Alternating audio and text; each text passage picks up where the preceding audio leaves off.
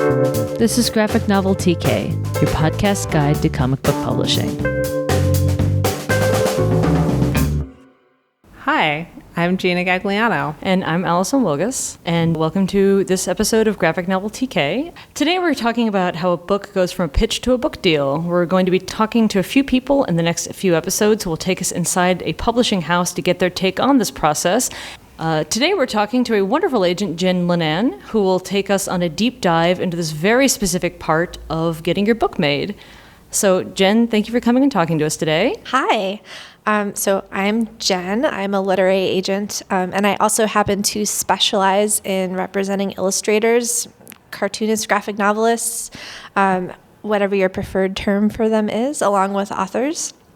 And I should talk a little bit about myself. Yeah, you definitely should. How did you become an agent? I actually was an English chemistry double major. And of course, my most often received career advice from people who wanted me to make the most of my English major was to write chemistry textbooks, which sounded like the worst job ever. I had worked at a legit chemical company one summer, I think the summer after my junior year of college. And I looked around and I looked at my lab work, which was, laundry detergent. And I thought, I do not want to work on laundry detergent for 40 years. How about books? And it turned out that one of the staff members of the Columbia Publishing course was coming up to my college to recruit and talk about the program. I ended up going to that course the summer after I graduated and, met a bunch of publishing people, learned about all parts of the publishing process, including a really awesome comparison of subsidiary rights to a bowl of M&Ms. And I thought this sounds like a pretty cool industry. I get to do stuff that I love. I actually wanted to go into editorial at first, and after doing a lot of research and going on a lot of interviews, I found that agenting overlapped and really the stuff that I loved about what editors get to do, which is working with creators and helping books get made, you get to do that even more as an agent, and you get to really be an advocate and push for projects to happen. You get to be the sole decider of the projects that you take on and hopefully make them come true and make them a reality. So that's how I ended up in this business, and it's been almost 10 years. It's a little over 10 years at this point, so pretty exciting. I think I know who your first client was, but I think I'm going to get it wrong if I say it. It was Emily Carroll. It was Emily Carroll, okay. I started out actually at one of the oldest literary agencies in the world, Greenberger Associates, and they started out as a scouting agency for like Kafka and the Little Prince and just bringing all of these books over from Europe. I started there, answering phones and making coffee and kind of worked my way up. And when I was allowed to take on clients, everyone there kind of had a specialty. And they said, well, what do you want your specialty to be? And what are you interested in? And I said, webcomics. And I got some looks. And I got some, is that like Calvin and Hobbes? Garfield syndicated type stuff? And I said, well, no, not quite. And they were like, all right, well, go ahead. That sounds entrepreneurial. And I, was going through all of my favorite comics online and just waiting kind of for the right opportunity for someone who really seemed like an awesome storyteller. And that Halloween, His Face All Red was posted online, and I saw all of my favorite webcomics linking to it. And I went through, and it was just like mind-blowing and awesome. And I went into work the next day, and I was like, I have to write to this person, and hopefully they'll want to work with me. I've never done anything before. And Emily at the time only had a live journal. Oh, God, that's right. No contact info anywhere. I love her. And that's probably why we're working together, is because, while Neil Gaiman was tweeting about it, Scott McCloud was tweeting about this comic, none of the other established agents were able to find her contact info, and I wrote to her through Flickr mail. I was going to ask, did you just leave a comment on her LJ, Yes. or did I you? was debating. I was like, I have to be a professional, and I actually joined Twitter to try and communicate with Emily Carroll, but of course we weren't mutuals, so it didn't work. But yeah, and I remember like I was so nervous to get on the phone, and I had never done the conversation before. I had to like role play, and when I finally got on, she was like, "Well, thank you for tracking me down." That must have been a lot of work. Through the Woods was actually the first book I ever sold, and it turned into, a really exciting experience for me, a baby agent. And after that, it made sense to, as I was taking on clients, I wanted to move away from being an assistant and have more time to take on new people and really get, for agents, it takes a long time to really build up a backlist and have money coming in. So I wanted to do that full time. And at that point, it made sense to kind of do that on my own and have, all of the commission that come in end up, not going to agency overhead or anything like that. And I found out afterwards, when everyone was like, that was so brave, that it was a very courageous move, especially, not having any kind of job security or things like that. But it turned out to be a good time. Comics really took off in the book market, and we're doing well. So to kind of bring this back around to the topic of our podcast. No, I mean, actually, this is great because, so you obviously started working with Emily, for instance, because you were interested in her work, and then worked with her, presumably, to figure out what you were going to pitch. At this point, do you normally, when you're figuring out people to work with, are people coming and talking to you just saying, I want you to represent me? Are people coming with specific projects? I want you to help me sell this book. Are you still recruiting people? Kind of how do you connect with authors, and do they usually have a specific project by the time you're talking to them? Actually, all of those things have happened. I know in the beginning it was very much about me going out and finding cool people that I wanted to work with, especially if they would tweet something that sounded kind of secretive about, oh, I'm working on a project, or I was all over that. That's how I found a lot of my early clients. Now I get a lot of referrals from current clients. So their friends are saying, a lot of times they're at the point of the process where they feel like they're getting a lot of freelance work. They're getting editors saying, oh, do you have any book ideas?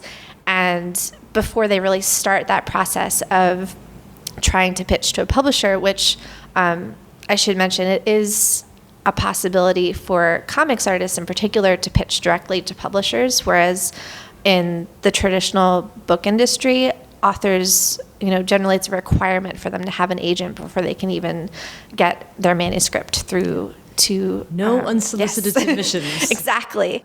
So many people have been pitching on their own already, and sometimes come in with offers from publishers. Some people are getting interest, or they're getting those initial conversations, and they're saying, well, maybe I should find representation. And then they're talking to friends. And luckily, I have clients who are really great about sending their friends my way, and we have a really good crowd. But yeah, it really is like some people come in with a napkin idea. Some people come in with a pitch that has already gotten offers from publishers, and then some people come in with the in-between, which is, I guess, what we're going to talk about. So when you are thinking about a pitch, what is it? What is involved in the final product that you put together with the author? Well, ideally, and this can vary quite a bit. Typically, when you go online and you say, what do I need for a pitch to publishers? For fiction writers, for example, they need to have their whole book complete and written. And generally, you'll send like a pitch letter with it. For nonfiction writers, you can have an outline. For graphic novels, it can be any number of things. But the idea is that it takes 18 months or more to finish a graphic novel, and that's a really long time to go through and draw everything. And in most cases, they want to see the book in its infancy.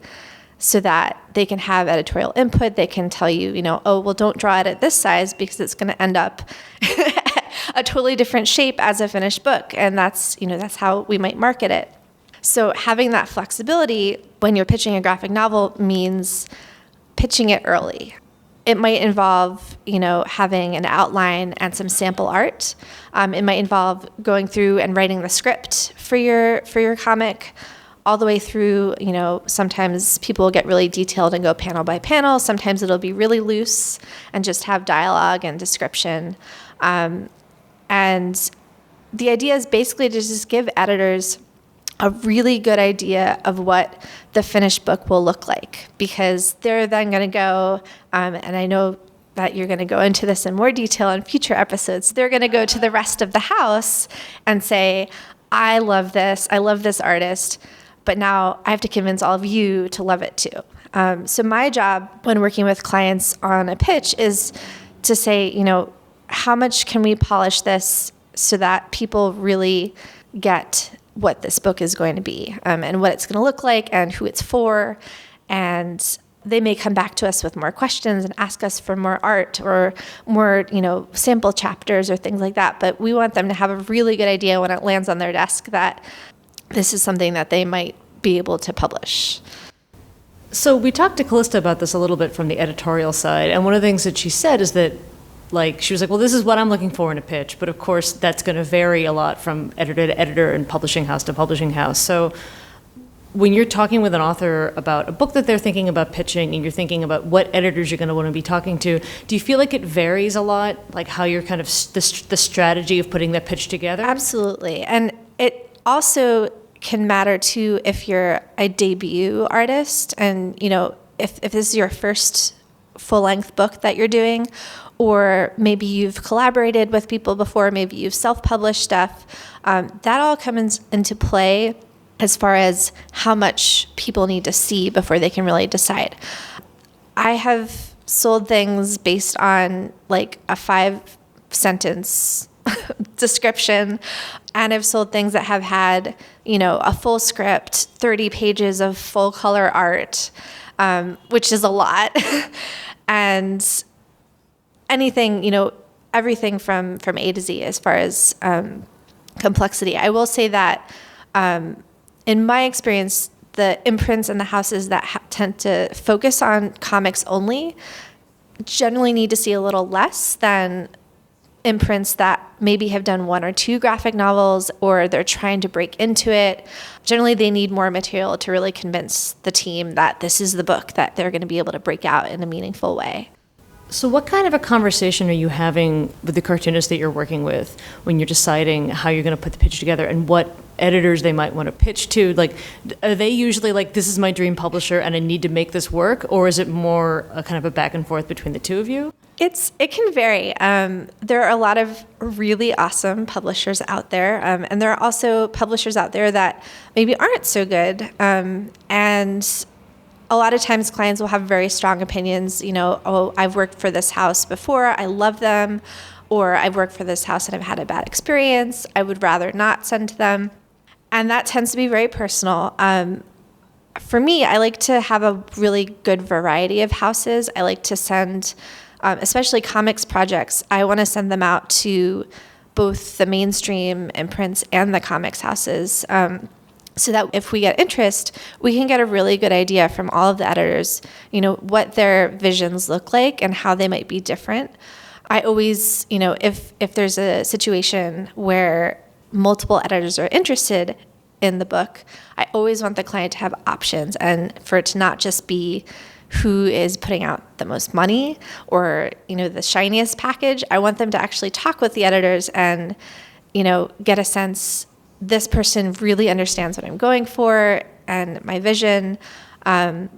So up front, I will generally generate a list based on my network, people that I know. I might know so-and-so at XYZ House is really looking for a comic about robot ghosts or something, or I might have had lunch with someone at a different house that says, like, we're trying to launch a graphic novel imprint, and like, please send us, books like this. And so that's always in the back of my mind. And it's generally kind of tailoring the specific project to the editors that I think are going to respond to it the best. And then, of course, if they do respond, it's down to, what the client really is hoping will happen and where they want to work. I mean, obviously, there's a certain amount of I know there's only so much you can get into this, but can you think of any specific instances of ways that pitches that you've worked on with authors changed because of that kind of conversation? Like they came to you with I really want to do X, Y, and Z, and you're like, well, maybe if you try Q, this might go a little bit better. I know it has changed sometimes the trajectory of a story, but in general, and this is something that I heard, I don't remember who said it, but I remember hearing this very early on when I entered publishing, when I was really into editorial, as I mentioned, that the best editors don't make projects other, they make them better. So I try not to really change what the project is, but I do try and guide and say okay, well, this type of story might be better at a house that does really commercial stuff or does really, quieter literary stuff. I can guide people as far as the tone, if it feels like a younger audience versus a teenage audience, and kind of give pointers that way, and tailor that way. But I try not to say oh, well, you've written a romance and this should really be a space opera. So one of the things I hear from authors a lot is that pitches are a lot of work.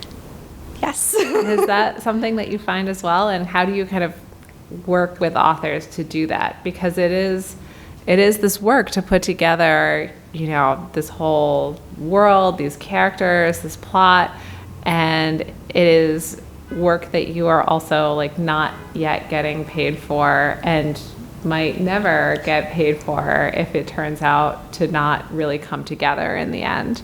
I admire that.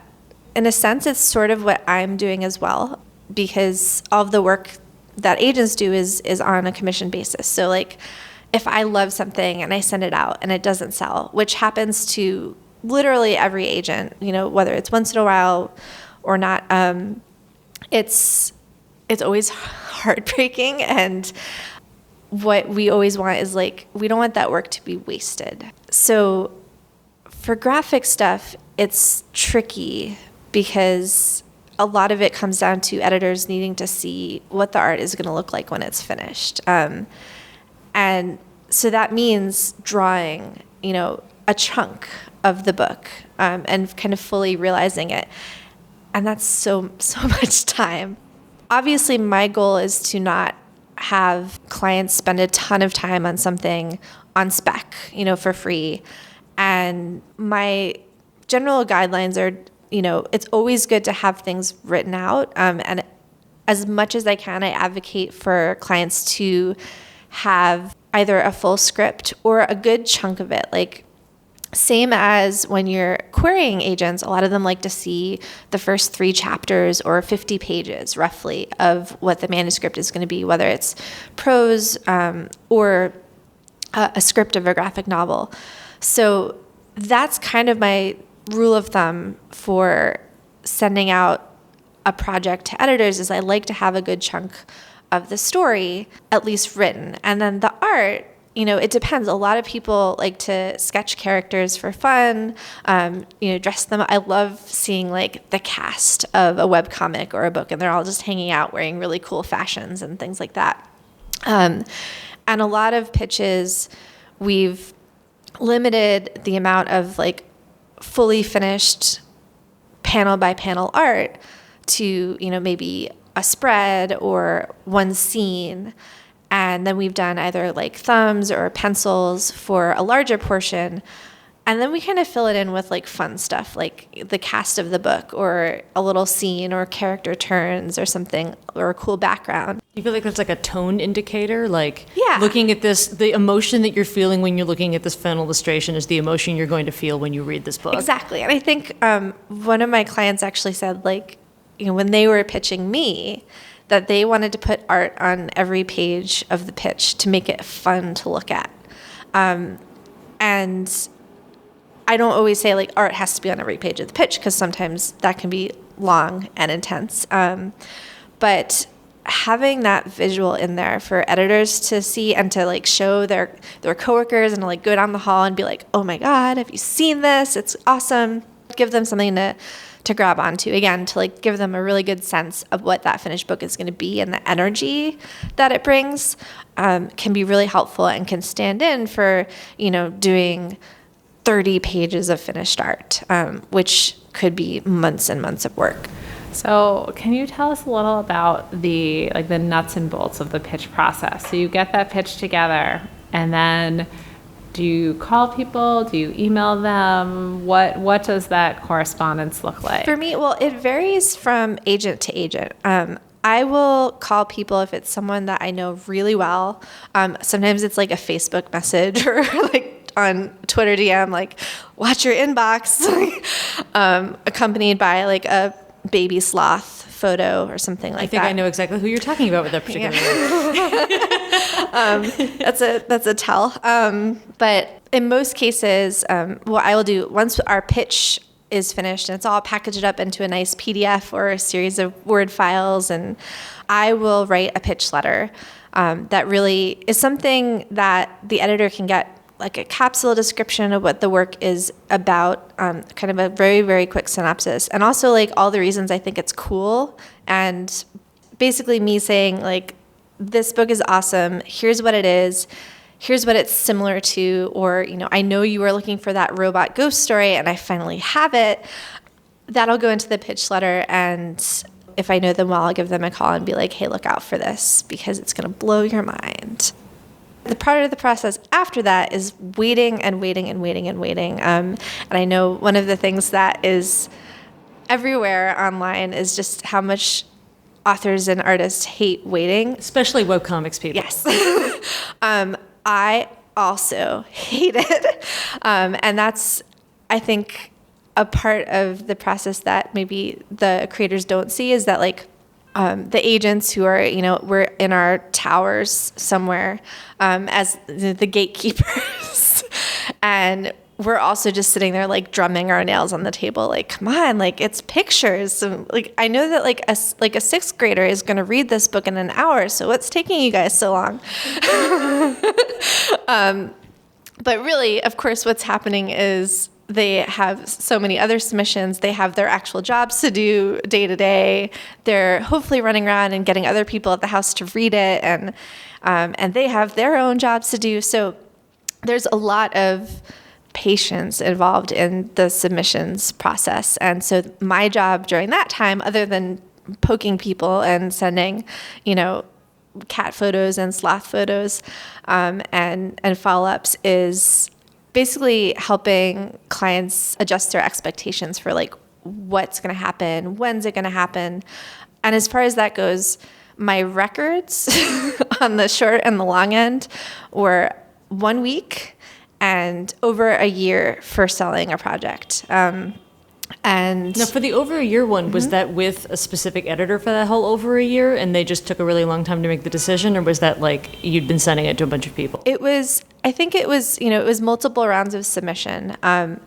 There definitely have been times where an editor has had something for like 9 months, and then they've said, oh my God, I just looked at this and it's great, I want to buy it, which is really infuriating and awesome at the same time. But yeah, the timeline can just vary so much depending on that person's workload, if they've taken on a ton of other projects recently, if the imprint has taken on a lot. Sometimes it's just waiting for that timing to work out. The longest I've heard was 2 years, and it was because the editor saw it, liked it, didn't have room at their publishing house, went and got a new job at a new publishing house, and then acquired the book, which still had not sold. I have had, the wildest situations unfurl on submissions, like things where the offer was coming like next week, and then the editor decides to leave publishing forever. That's happened more than once. It makes me glad that I'm self-employed. it's why it's so hard as a creator too, I can imagine, to be waiting and waiting for feedback. And when the feedback comes, it's, oh, I don't think it was quite the right fit. And then it's my job to extrapolate from that and say like, oh, well, they're just cranky about the weather. And so once you've gotten at least one offer on a pitch, like kind of how does the process, but because we talked a little bit about this when we were talking to Bernadette, but like, one, I think it varies enormously from agent to agent how they handle this process. And two, kind of I'd love to hear about sort of your spin on it. Absolutely. It's the best and worst part of the process for me, because what I've seen and what is almost kind of necessary to get the best deal for your client is like you have to play mind games. And I don't love that. Like, I know that there are agents out there who will, try and drum up interest by saying like, oh, we have an offer. And sometimes there isn't an offer. And I never want to do that. So when we do get interest, I will let everyone know right away. I like to be as transparent as possible. So if it's someone saying, I'm reading it and it's good, I'll say, we have interest. If they're saying, I'm getting second reads, I'm going to take it to my editorial board, I'll say it's going to an editorial meeting. If they're saying we're taking it to acquisitions, I will tell editors it's going to acquisitions and we expect an offer. And then when we actually get the real deal offer on the table, that's when I'll get in touch and say, okay, are you in or are you out? As, that was a really bad Heidi Klum. No, but it's true. Like, they have to make a decision at that point, I will, at that point, the timeline kind of crystallizes a little bit. And once someone has actually put out terms, I have a little bit more power to say, all right, like, hurry up and go to your editorial board and look at this and decide. Of course, I say that in the nicest way possible, but that's the exciting point is when we get to see, who's going to come to the table and then, talk to them and find out like what they want this book to be. And So I have two linked questions Yes. about this. One, how much are you keeping your authors in the loop about the moment-to-moment updates on this, which I assume varies, but Yes. generally speaking? And two, how much do you feel like it's your job to be pushing your author to, like, using your own experience to be like, I think we should wait to hear back from this editor, or I think that this editor's never going to get back to us and we should just make it kind of, how are you kind of hand-holding them through? And I don't mean that in a patronizing way. I just mean you're the one who has the most experience here. How are you kind of guiding your authors through this process? It's definitely, as far as feedback, I always tell everyone up front, like, if you are not like totally, like, if you haven't been on Twitter and faced like the trolls and the negative reviews and all of that stuff, like, the first stages of a submission are absolute worst, because everyone says no before they say yes. It's really, really easy for someone to sit down and look at something and say, ugh. Was that a good sound effect? No, I think you captured it there, yeah. And say like, no, this is totally not for me. It takes like 30 seconds possibly. I mean, hopefully I would hope that it would take longer for them to come to that decision, but sometimes it's a quick decision. For people to get to a yes, it's not only that they have to say yes, but it's like 20 other people have to say yes too. So yeah, and it can be a super long process because just to come to that personal yes, right? Because with editors and with authors, it's a project they're committing to work on for 3 creative years to have in the backlist, to be working with the author forever. So, sometimes I didn't hear for a definitive anything for 2 months or 4 months or 6 months can be a better sign than a quick answer, because you can tell they are really thinking about it.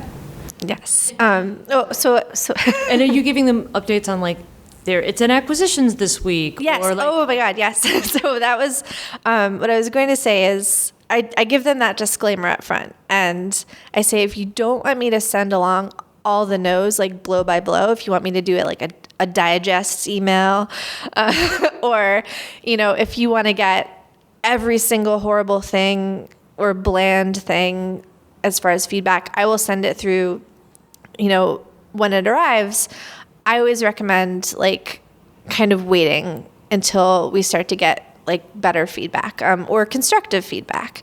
Constructive feedback I'll always send through right away. Anything positive, it's like I'm on the phone. And, because the waiting is so hard that it would be like monstrous if something good was happening and I was just like, well, they'll find out in a week or so. I'm always, when something good happens, I'm usually so excited that like I can barely wait for like them to hear. So they get that feedback right away. And then it's kind of, again, like kind of setting expectations, like, it's going to acquisitions, but this particular house only has acquisitions meetings once a month on the third Thursday, which happens. So sometimes the timeline can still be long from the time when the editor says, I want to try and make an offer on this, to when the offer eventually comes in. Especially if it's August or something. Yes. Yeah. There are definitely dead zones too in the publishing year where either like the entire industry goes on vacation or, there's a big book fair, people are traveling. So we always kind of take that into account. And then, I'm sorry, I gave you like 8 questions at the same time. So once you're sort of at the point where you're having to make these difficult decisions, how much are you trying to kind of how much do you see it as your job to help people make decisions, and how much you just kind of giving them information and letting them do it themselves? I mean, guidance as far as as someone who's sort of the liaison into the industry, I want them to know, like, for example, if we're comparing multiple offers, I want them to know, okay, these royalties are low, or these royalties are standard for the industry and for graphic stuff or for the format. I want them to know like whether the rights that the publisher wants are typical rights that most publishers will hold on to, or whether they're ones that should be retained by the creator. Things like film rights or merchandising. I see especially in comics, more and more publishers want to get into the multimedia, the merchandising, and the film and TV stuff. And it's not something that's ever been standard in the mainstream book industry, and it's a really valuable part of the rights that you have in your property. So as far as comparing offers and giving people guidance, like I'll give them like all the facts, but I never want to pressure them one way or the other, because this is their book. They need to have the right chemistry with the editor and the house, and they need to feel really confident about it. And I don't want, I'm sort of the cheerleader and the mentor and someone who has a lot of the context for different offers in different houses. But it's not my property. And so they're always in charge. I'm never like strong arming them into a deal with, publisher fancy pants or something like that. So you're pitching this book, there's an acquisitions meeting, you're talking back and forth. What is it like to get the book offer? How does that come? Does it come to you directly? Does it come to the author? Does it come on the phone? Do you feel really happy? Oh, yes, I feel really happy. Ideally, we're not sending the book out to people that we don't want to get offers from, because that would be counterproductive. But even if that were the case, it would still be someone loves this book, and that means other people are going to love this book besides just me and the creator. So it's always super, super exciting to get an offer. Usually, if I'm working with a client at that point, the offer will come through to me. Sometimes, we might start working together after they've already gotten an offer, in which case they have it and then they forwarded it to me. But most cases, I get an email these days. I think it used to be the case that editors would call, and it would be very like pomp and circumstance. Like it would be scary, because you're like, are you calling because the book has problems and you need me to fix them before you can make an offer? And then sometimes it's just like dollars come out of their mouth, and I'm like, oh, that's a relief. I thought you were going to leave me a scary voicemail, but it's good news. Usually it comes in over email. I get very excited. I probably tell my mom. I call, or In some cases, I've emailed the client if, for example, they live in Japan Or Australia, or Australia, or have a day job. One time I got a book offer while I was on jury duty. So I was literally, the 15 minutes when you're allowed to go to the bathroom, I was trying to get in touch with the client and negotiate. I actually got my last book offer while I was on jury duty. It was, it's a good time. So, that's always fun. It's always that's the best part of the process because everything is kind of full of possibility. And for the first time, after waiting and waiting, you get, not only validation, but it's usually accompanied by royalties and numbers. And that's a good thing to see. So can you give us a ballpark of how many of these pitches you're sending out a year? Is it one a week, or is it one a month, or one every 3 months? Yeah, and also how many clients do you have at this point? I have, and this is a number that makes my friends who don't work in publishing gasp, which is funny. I have close to 40 clients right now.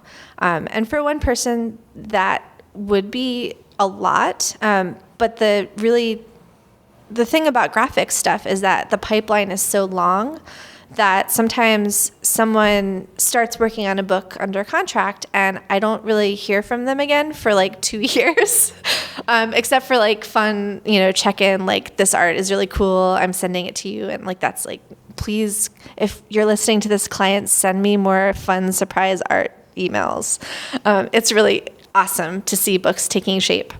But generally I will send a couple things out each month. Since I do specialize in graphic stuff and not every imprint does comics, I am very, very careful of what projects I have out at the same time so that there's not too much overlap. Because if I have 2 middle grade graphic novels that are sort of fantasy and maybe they're both about witches, but they're very different, but they're both about witches and they're fantasy and they're from middle grade. I don't want to send them both to the same house at the same time because it means that that editor is looking at these 2 really awesome projects and they're well, I can really only pick one of these. And that means I am making my clients compete against each other, and that would be a really mean thing for me to do. So I try and time things with clients as we're developing pitches and sending things out so that I know that the editors that would be really good for it are free and they're not locked into considering other submissions. So it is something that I try and manage pretty closely. And do you have a chart or some other system that tells you when to remind people? I have a massive Excel spreadsheet with multiple workbooks and it's 12/17, send sloth photo around to everyone. I find having the spreadsheet and then having a calendar, a giant calendar up on the wall with all the submissions and kind of the title, the date it was sent out, the date of each follow-up, and I try and do it every 6 weeks or so that editors don't hate me for calling them every day have you read this yet, and enough to stay on everyone's radar, and of course checking in more frequently if there's really cool news or someone wins an award or we get an offer, things like that. So I have a lot of visual stuff and then the more computery systems that send me the pop-up reminders, which is super fun. Can you tell me what deal memos and handshake deals and preliminary agreements, I kind of have a vague sense just from speaking English what these things mean, but I it's a very vague sense. So the handshake deal, which is kind of doesn't usually involve an actual handshake because usually you're doing this over the phone or over email, is basically something that's not generally written down. It would be I want to publish your book and we're going to do this and we're going to do it for spring 2019, hang in there. And it is in a sense, if they actually have said like, we're going to do it, and not, I'm hoping that we're going to do it. Some people would consider that a verbal contract or a handshake deal. A lot of agencies actually, if they don't have a specific client agreement or contract, will say that they're your agent and you have a handshake deal. What that means is you don't actually have a contract and it is sort of at will. I don't love them, but for deal memos, that is an actual written document that has all of the deal terms that have been agreed between both parties. It is the best thing you can do and ask for to protect your offer, especially if you're talking with someone, in a meeting or over the phone, and they say like, oh yeah, well, you'll retain your film rights and you'll get, half of X and 70% of Y. And then one of you forgets what you said, and when the contract comes in, it's different. You want to have a deal memo basically to say like, here's what we agreed on. And I will be totally honest, mistakes have been made, because when an offer is made by the editor and by the house, they'll put in a contract request, and then a totally different team of people will draft the contract. And sometimes things get lost in translation, and you want to be able to go back to that original agreement that you have with your editor, with the offer, and say, no, it's supposed to be 75%. It says right here. And you have the email where both people said, yes, this is what we got. That's what we agreed to. So a deal memo is very close to like a preliminary agreement. It's sort of the thing that comes before the contract that protects all of the terms that you agreed upon. Yeah, and a lot of times those mistakes are like, I transposed these two numbers. Absolutely. And not, we drafted this contract so we could screw you out of your rights for XYZ. They're like, I would say 99% of the time, they're totally just honest mistakes going, from one department to another. But it definitely happens. And that's another big part of my job too, is making sure that the contract has all of the correct terms and there aren't any like weird commas in there that like totally change the meaning of the sentence or things like that. So I know that in certain kinds of books, especially things like licensed books or books that have like a tight timeline, there's definitely a tradition, shall we say, of I'm going to start working on this book even though I don't actually have a final contract, and in fact may turn in my final manuscript before I have a final. I have definitely done those jobs before. But I mean, I feel like those are very specific cases and not actually that super common. Which leads me to the question of like how often, and especially because like you're doing it because you're on faith, like this is a big movie tie-in, or like this is like their flagship like tentpole book for 2020. Like they're definitely not going to screw me over here. But I mean that isn't always the case. So I mean, how often do you have something where you have like a deal memo or a handshake deal, like this is all but sealed, and then I think all of a sudden it doesn't? I mean, as far as things falling through. That's why the deal memo is so important. And especially, like, I've seen this even more so in Hollywood, where you'll have a deal memo for an option agreement, and that option agreement doesn't get drafted sometimes for, like, a year. And the client is already, like, doing storyboards and, like, turning in work and getting paid. That deal memo basically stands in for the contract. And that's why it's so important, not just for book deals, but also for freelance work. This is something that everyone can do, is if someone sends through terms and says, okay, well, we'll have the PO or the voucher or the contract for you, as soon as they get it ready. You can actually type everything up, in a either in an email or in a Word document, put deal memo at the top and say, like, can you look over this and make sure that we have everything, we're on the same page, and get that, okay, yes, we're on the same page. And then you have a little bit more power. If something does fall through and, the licensor has to cancel the project, then you can make a case for getting partial payment based on the work that you did, a kill fee. That stuff is good to negotiate up front, but a deal memo can also kind of save you if something does go south. And I will say it doesn't happen very often, but it can happen. I was going to say, I don't want to turn this into like horror theater here, but I mean, for original books specifically, like I have never heard of this happening personally, but have you ever had a book not make the transition from a formal offer to a contract? I can't think of a situation where that's happened. There have been like certainly very tense contract negotiations. Like, I mean, if you can imagine me being like scary, like I've been there. No, I mean, I can write very scary emails and there are no smiley faces or sloth pictures in them. There have definitely been contract negotiations that have taken a long, long time and have gotten to a point where, I or the client are thinking, like, is this going to happen? Are we going to push them, so that they don't want to do the book anymore? But it's never come to that. Generally, even on the really tense negotiations, there's always like a meeting point where we can compromise. And, the fun part is like, especially for original book property, somewhere in the house, even if I'm arguing with the contracts person who's never given ground on this particular clause in 50 years, somewhere in the house is the editor who loves the project. And like, when the contract person says, get rid of it, this is not going to happen, the editor's like, no, we're doing this. I love it. Like, I want my kids to read this, So you always do have advocates in the house too, as well as the agent.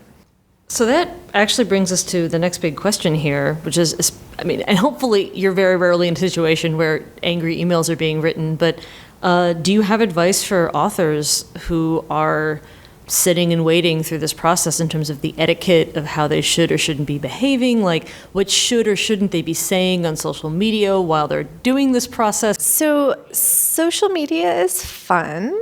My rule of thumb is that nothing, aside from like, I'm working on a cool book or I have news, but I can't tell you, like everyone knows those tweets. My mom will email me when she sees one of those tweets from my clients and she goes, did you get an offer that you didn't tell me about? Thanks, Mom, who's probably listening to this, by the way. Hi, Jen's mom. She's great. I'm the cheerleader for my clients and then she's my cheerleader, so it's great.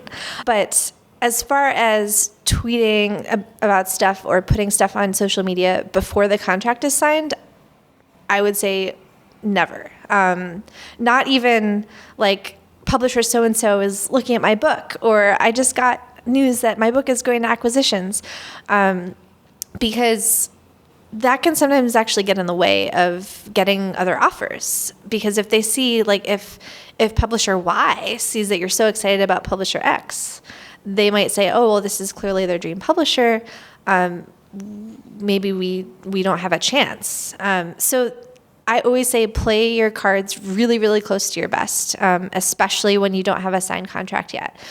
As far as things going south in contracts and with publishing relationships, so which absolutely happens.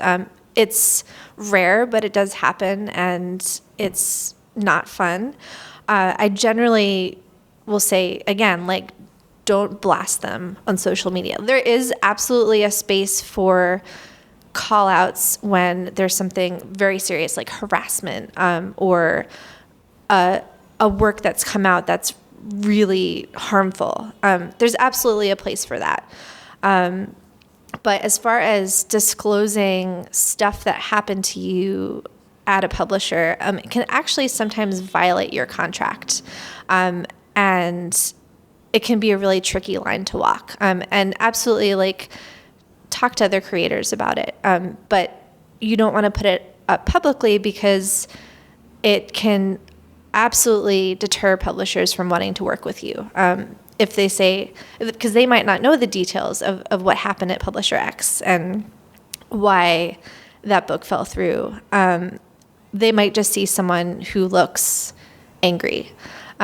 And it's something where, like, I absolutely, if something malicious happens at a publisher or they violate a contract and we have to revert the rights very angrily and tensely, it's something that I personally would want other creators to know, and I would want them to avoid working with that person or that publisher. but I don't want it to get in the way of other people wanting to buy my client's work. So it's definitely like it's a new age of, and I just usually advise people like, talk about it with creators, but keep it, off the public internet is forever space. So comics is a very, very small industry, and a lot of us who maybe are doing our first book might have been around socially for a decade by the time we get to that point. And I know a lot of creators, for instance, might know their editor socially before they actually start, for instance, the pitch process.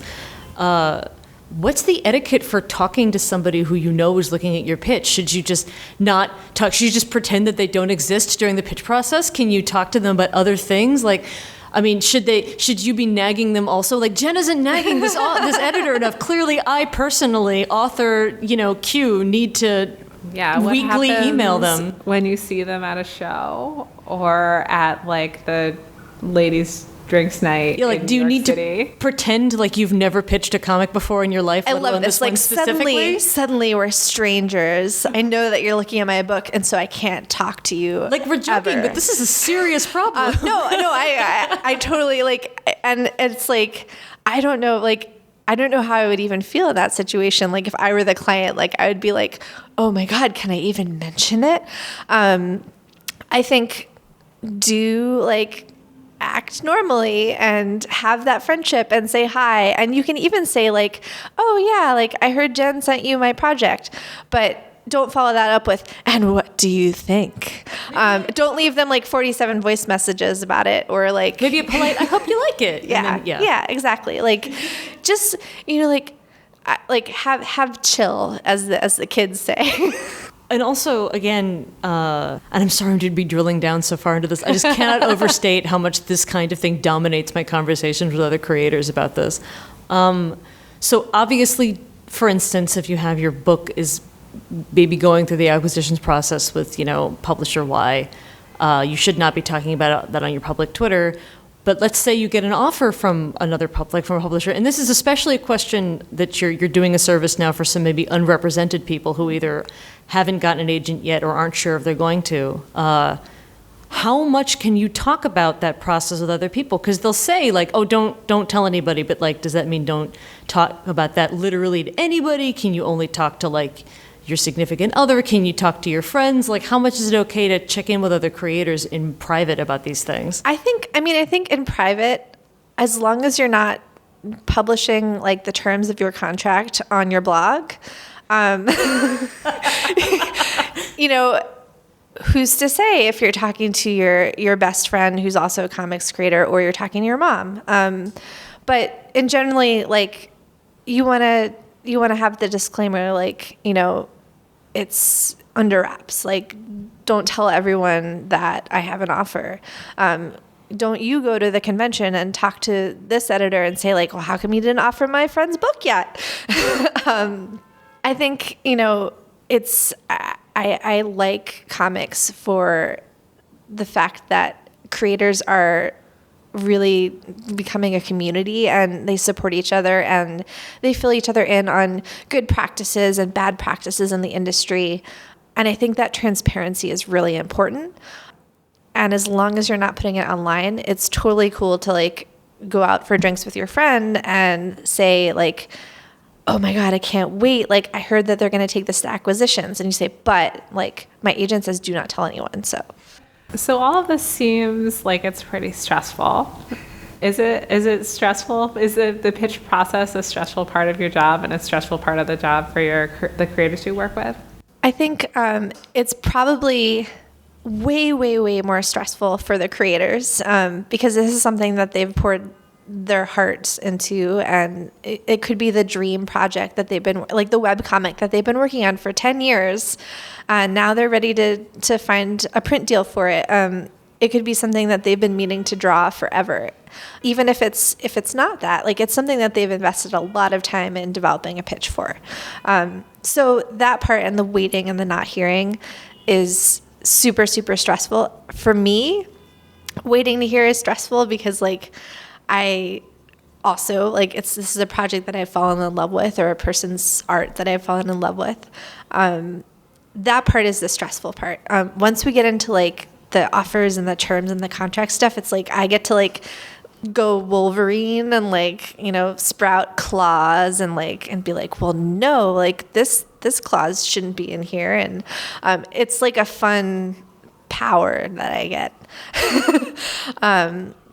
That part is really like, I am a huge contracts nerd, and I love like getting into it with the contracts people and you know, winning, well, just winning, but you know, like winning someone over and saying like, you know, we want to hold on to these rights, or we want better royalties, or, you know, we want the deadlines to be pushed back.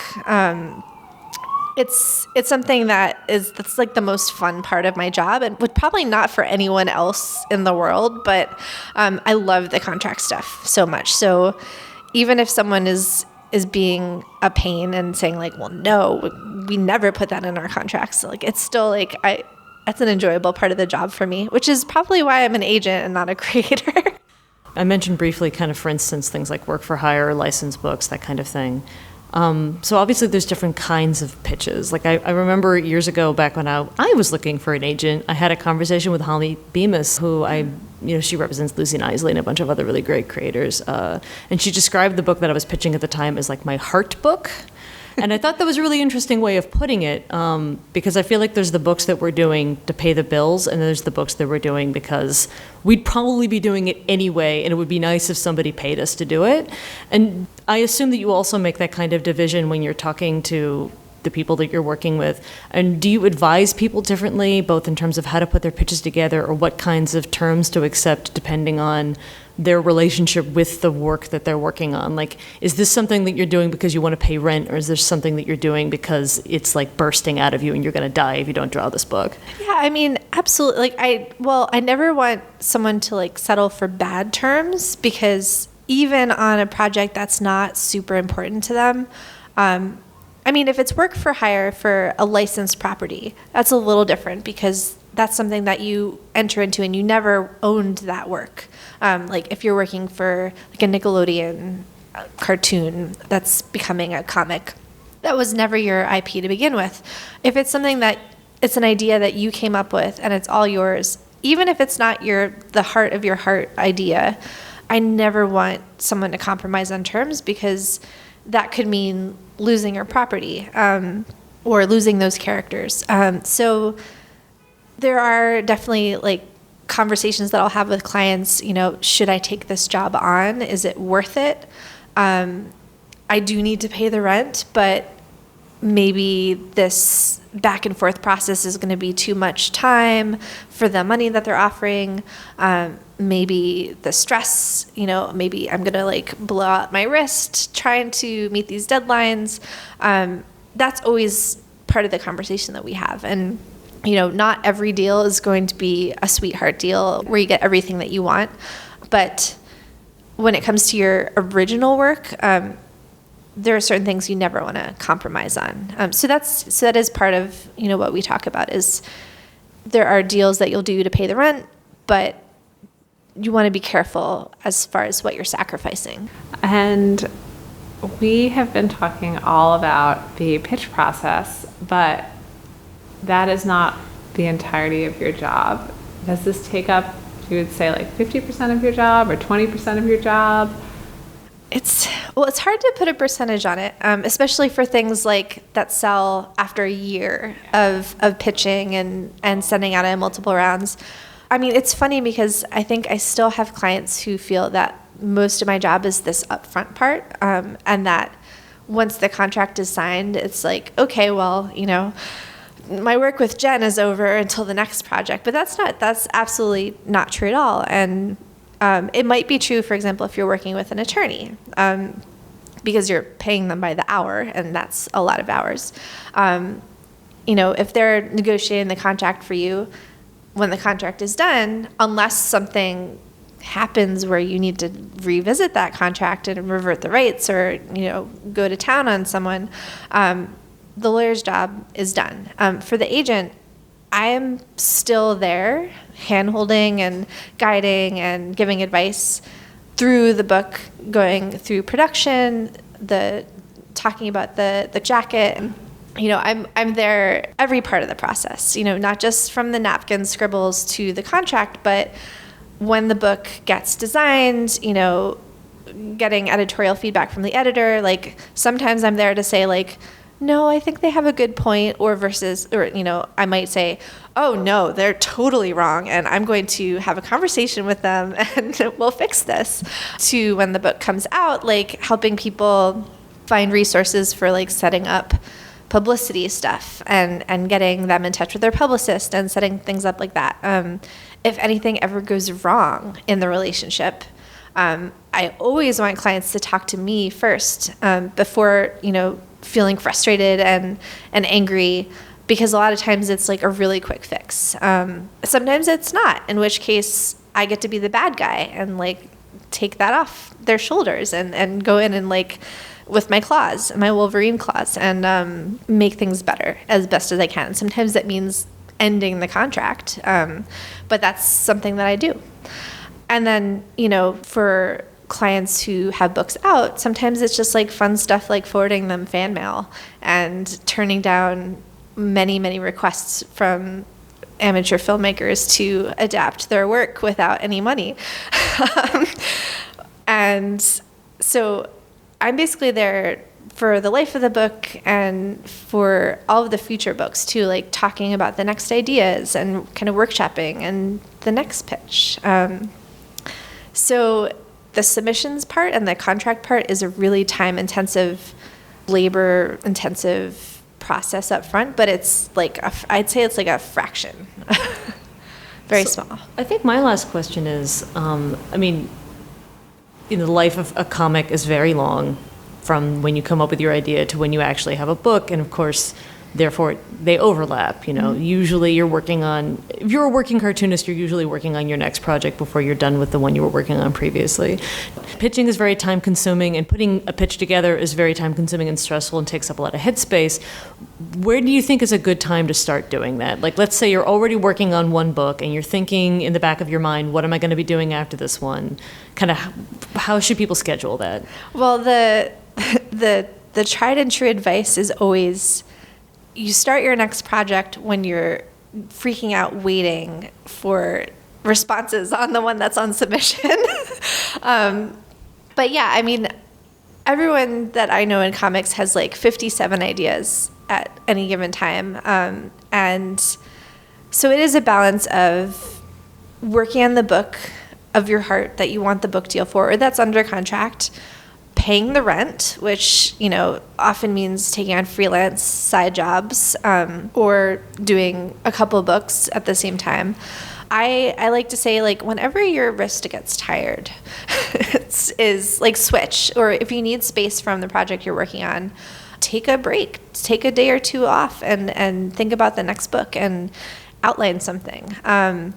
But it's great for when you're waiting for editors to respond, to take your mind off things, is to think about what the next project might be.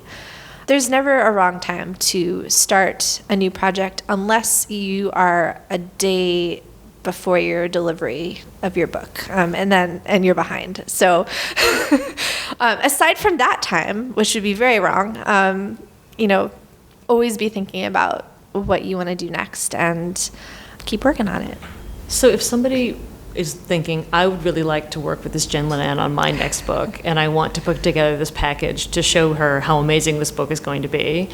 I know you can only speak for yourself, but what do you like to see from people? You're talking about what you send to editors. Is that any different from what you personally would like to see from people who are emailing you? It's actually quite similar, especially if I've never met the person. Not met, but like if I don't know them from Twitter or if I haven't encountered their work before. Again, it's like that first impression of like, what is this book? Who is this person? It can vary depending on how much they have. And the one non-negotiable thing that I would say to any artist who is looking to find an agent is you have to have your work online. Not necessarily that book, because you want to keep it close to the vest, but a portfolio site that is not just like a Tumblr with reposts, something where I can actually see your art, I can see your contact information, I can get that letter from you that says like, here's my pitch, and maybe it's a Dropbox link or a link to Google Drive or whatever, but like I also have a link to your website so I can see your other finished art, and possibly like other comics projects that you worked on, freelance stuff.